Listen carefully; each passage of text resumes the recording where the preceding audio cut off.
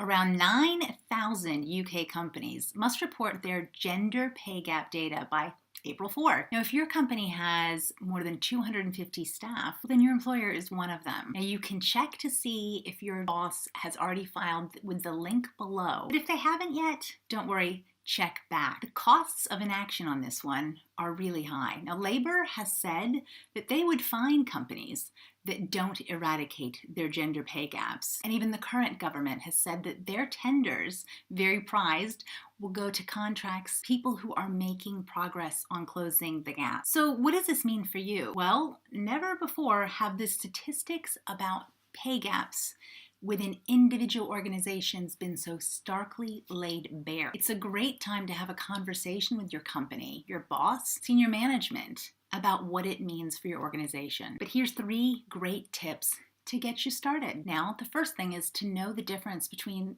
equal pay and the gender pay gap. Now, equal pay is what you earn compared to people doing the same job. Now, the gender pay gap, on the other hand, compares all male and female employees from all levels, that is, except partnerships, who work both full and part-time across the entire organization. It's essentially the percentage difference between average hourly earnings. Now, across the UK, men earned 18% more than women by just last April, according to the ONS. But notably, and this is an important bit, you can have equal pay in your organization while still having a gender pay gap. So how does that happen? Well, that's when male and female leaders earn the same, but there's just a lot more male leaders. For example, of those who have very honorably included the salaries of their partners, which wasn't an original requirement of this legislation, gap becomes much bigger.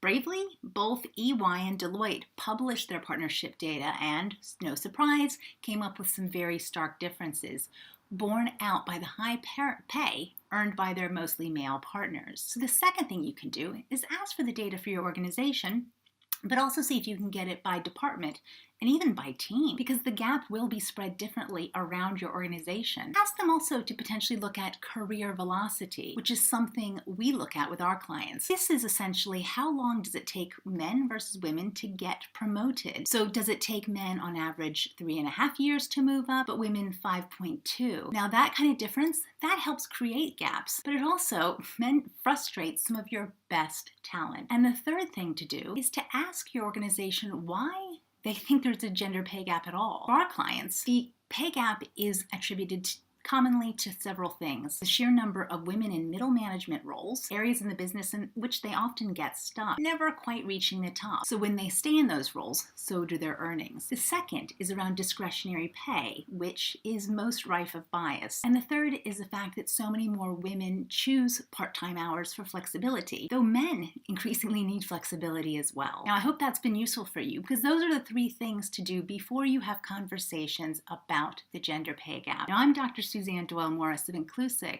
Get in touch if you want to talk about how you plan to tackle your company's gender pay gap.